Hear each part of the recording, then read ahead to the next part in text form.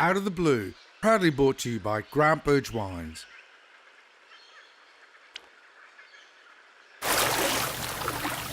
Another surprise! Out of the blue. You want that with fries? Out of the blue. Come with me across the sea on a barbecue. We're gonna cook for you. Nothing but blue skies! Out of the blue. You want some chili with those fries? Out of the blue.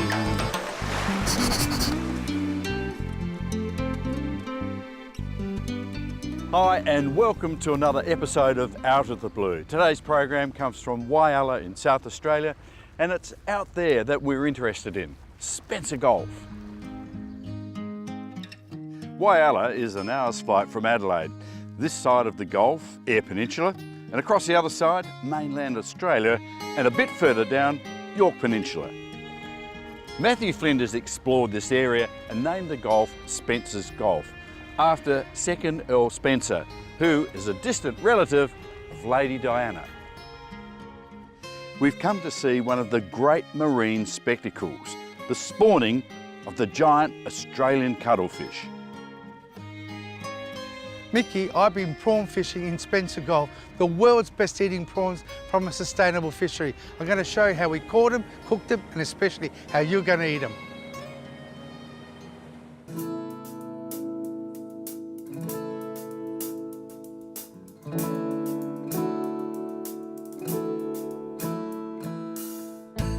The history of Whyalla begins, like Spencer Gulf, with the explorations of Matthew Flinders in 1802. Edward John Eyre explored the region in 1839, and he reported ironstone in the ground 50 kilometres west of Whyalla.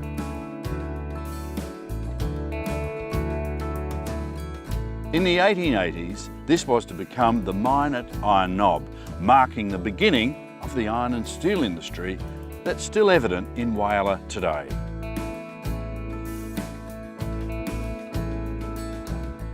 The Second World War meant a demand for Navy ships, and the first corvette, the HMAS Whyalla, was built here in 1941.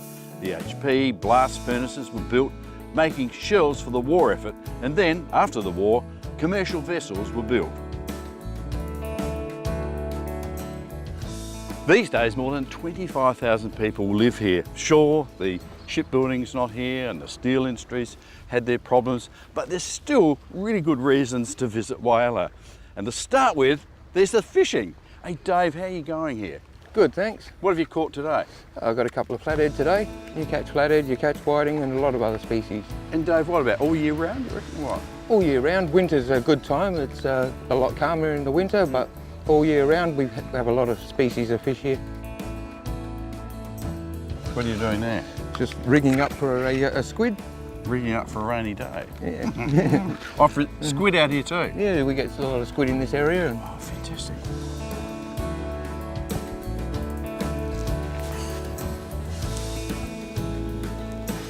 That wasn't a bad day. beautiful. Huh? You've done that before, Well, once or twice. yeah, I don't catch many fish though. Yeah, Dave, we've got some worms on there. It's low tide. What do you think we might get?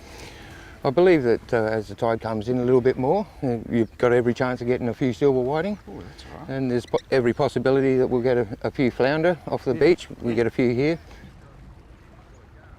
I've been through Whyalla several times, but I had no idea this beautiful beach was here. And it goes for miles, doesn't it? Yeah, it is. It's really good. Hey, poor old Dave, he's really a good local fisher, but when he's with us, he's not going to really catch much at all. But always good to be fishing here in Whyalla. Mickey spooked the fish again, the out of the blue hoodoo. But there's fish in these waters. Have a look at this beautiful flathead that Dave caught yesterday. And he's very clever. He also caught another one. And look, it's headless. What a clever man. After the break, I'll take you out overnight on the Torval Bay, a prawn trawler in southern Spencer Gulf.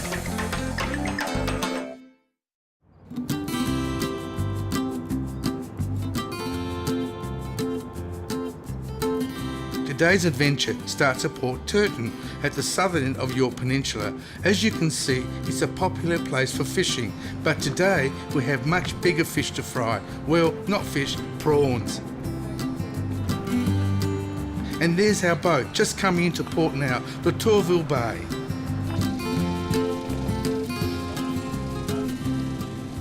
We all love eating prawns, and it's my job as a fishmonger to give you the best prawn. And our local waters produce wild-caught king prawns. And we're here in Spencer Gulf, and we're going to board the Tourville Bay. My mate Peter, who's a great prawn fisherman, is going to show us the techniques of catching prawns, how they process on board. So come with me and get a good feed of prawns.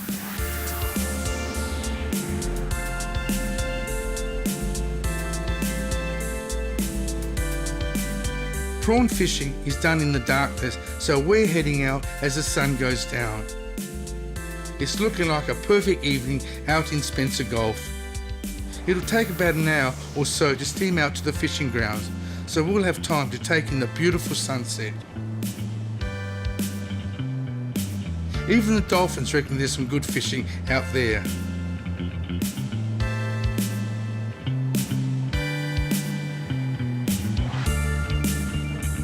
Peter Tudorovic is the skipper of the Tourville Bay, so he's in charge of the boat, the crew and us as we look forward to catching some prawns.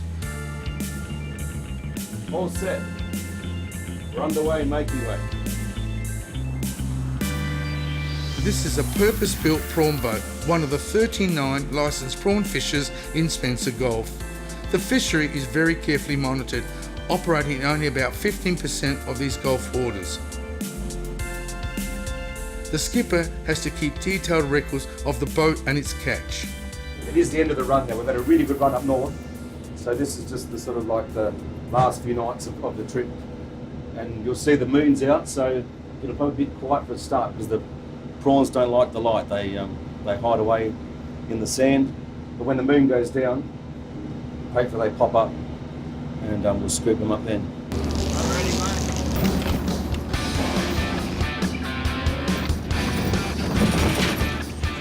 What the boys have done, they just dropped the gear, the trawl. The two Otto boards keep the net apart, and so it spreads out the net. There's chains on the bottom because actually the prawns actually dig in the sand or the sea level bed. It's a busy time for the crew as they work to set the nets for what they call the first shot, where the net is in the water for about an hour before being hauled aboard.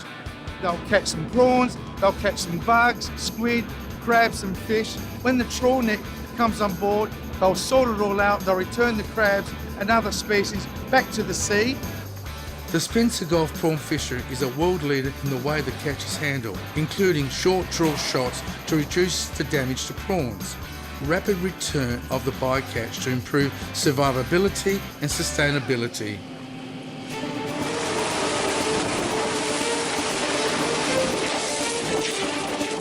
Here's a really good catch coming. Lots of prawns and very little bycatch. After each trawl, the catch is emptied onto a sorting table where the prawns are graded into marketable size categories.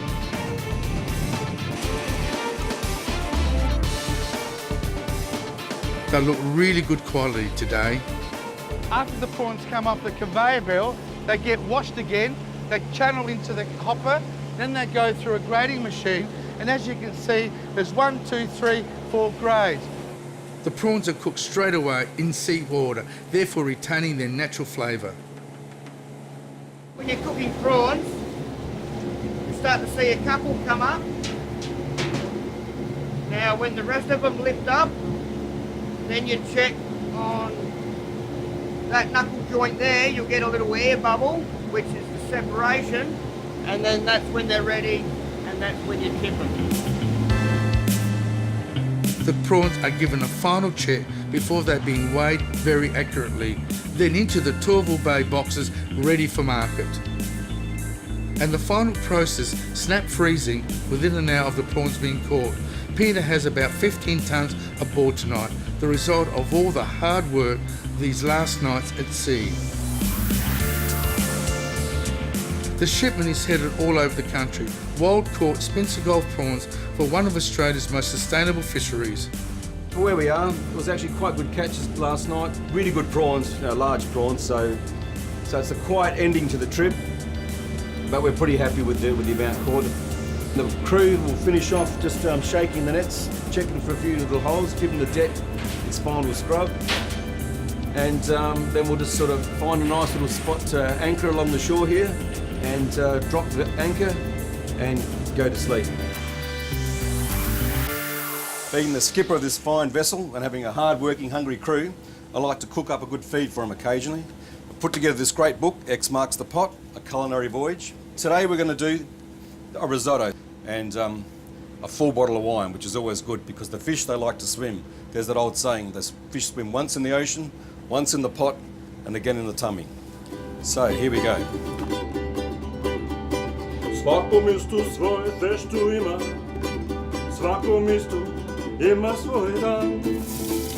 Pa fešta je draga nam svima, tu se piva po cijeli dan. A mi volimo feštu i ribu kod staroga duje. Večeras je naša fešta, nek se daleko čuje. Večeras je naša fešta, večeras se vino pije, nek se igra, nek se piva, ko ne piva, Dalmatina smije. So here we got the arborio rice, proper risotto rice, and being a calm day, we're putting the rice in between steps 2 and 3. So here we go. Soak up the juices of the seafood beautifully. And this is the important part where we're going to really stir the pot. Tamo do šume, plavo mi more, tamo de bijeli brodovi krestare, tamo sam sretan, nikad ja bio. Adio mare, adio mare, adio lipa moje mare. This is Silvana's homemade passata. U gondoleti, niti na lokru, u malo bargeti, mladlost je prošla, sve mu je... I knew that was a good choice. Perfect. That's going to work well. Adio mare, adio mare, adio lipa moje mare. Beautiful, beautiful. Bravo! It's been a great trip. I've enjoyed the chance to go to sea. And for a final escort, these beautiful dolphins are taking us into port. After the break, the amazing story of the migrating giant Australian cuttlefish.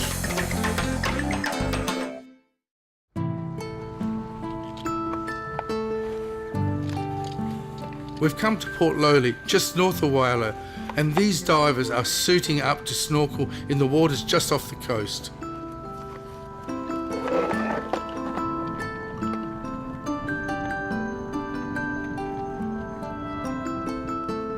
Leading the team is SARDI scientist Dr. Mike Steer, who comes here regularly to study the giant Australian cuttlefish.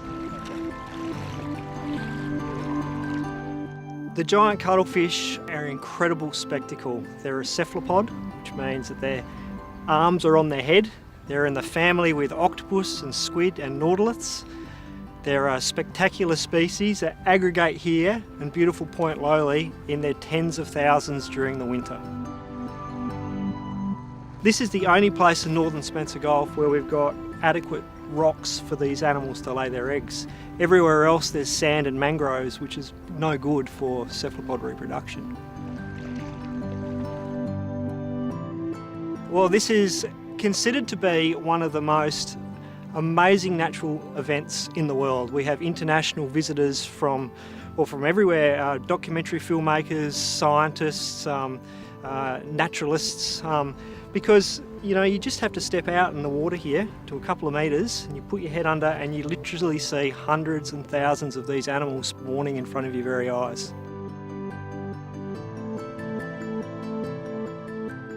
The cuttlefish have an amazing biology. You get these big ball males that are able to change the colour and texture of their skin, that are competing for these small females. And then you get these smaller males, so they've got to be more ingenious in how they mate with the females. They make their body look like a female, and they come in undetected while the big bull males are fighting it out, and they mate with the female and disappear. So there's incredible strategy that is occurring underneath the water there. So what we do at Sardi is we want to get an understanding of how big the population is, and we like to do that over multiple years because we want to get an indication of how that population tracks through time. So over time you get to see a cyclic population boom and bust, and it's really important because we want to conserve this population. We want to ensure that it remains here and is sustainable for everybody to see. I have to have a go at this. Wetsuit on, and in I go. Just look at these creatures. Hundreds of them are just off the shoreline. You can actually see some of them mating. You have to come to Whyalla to see this. It's the only place in the world you can see this giant cuttlefish breeding aggregation. At Sardi, our roles and responsibility is to provide the fundamental biological information that can be used for fisheries management and the sustainable protection of our resources, our natural resources. So it's good to see that the work that we are doing is actually meaning something. No, we're not going to cook them today, but after the break, a recipe for barbecue glazed prawns.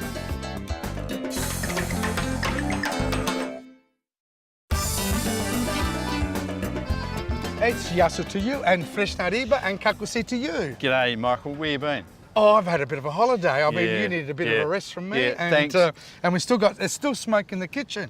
Now look, today we're going to do a fabulous dish. We're here at Whyalla. What we're going to do, Yeah. I've made up this wonderful marinade here with Dijon mustard, a little bit of garlic, and What else? of course, Honey? some honey. Bravo. Some South Australian honey. And you got spring Absolutely. onions, and we Spring- got parsley. Throw 'em Now in. they just go in there like that. Yeah, you marinate seafood for 1 hour, irrespective of the cooking method. So 1 hour. And if you're doing fish, my father always told me, salt it first. Because the magic of television, they've gone on for an hour. And we're going to put 2 skewers. Yes. Now the most important thing, we're going to do 2 styles. We're going to do them in the shell, but also we've got peeled and deveined. As you can see, it's the last shell Yes. and the tail. Hold it together. And also Michael deveined them. Okay, there we are. That is sensational. Okay. And the aroma's coming from that, the Dijon Oh. mustard. Now, Michael, these have been going a few minutes, 3 or 4 minutes. These are about, have a look. They've lost that translucent, and they just a little bit soft. You get it over because I'll still keep on beautiful. cooking before you eat them. Get it off. There we are. Yeah. See? Come It's on, a you're blue- keeping that one for yourself. All right. There we are. So there we are, look at that. Michael, that's a really good recipe. Glazed barbecue prawns. And don't they look delicious? So what better than to enjoy them with a bottle of white wine? And we've chosen the Grant Burge Summers Chardonnay. The fruit is from the cool climate regions in South Australia, and it's been fermented in French oak. It's a classic cool climate barrel fermented Chardonnay. And this one's a really good vintage, stylish and sophisticated. It's just the wine to go with our Spencer Gulf barbecued prawns. How about that? Beautiful prawns and a glass of wine. Pretty good way to finish our program here from Whyalla on the shores of the beautiful Spencer Gulf. Why not visit our Facebook page or even our website on outofthebluetv.com.au.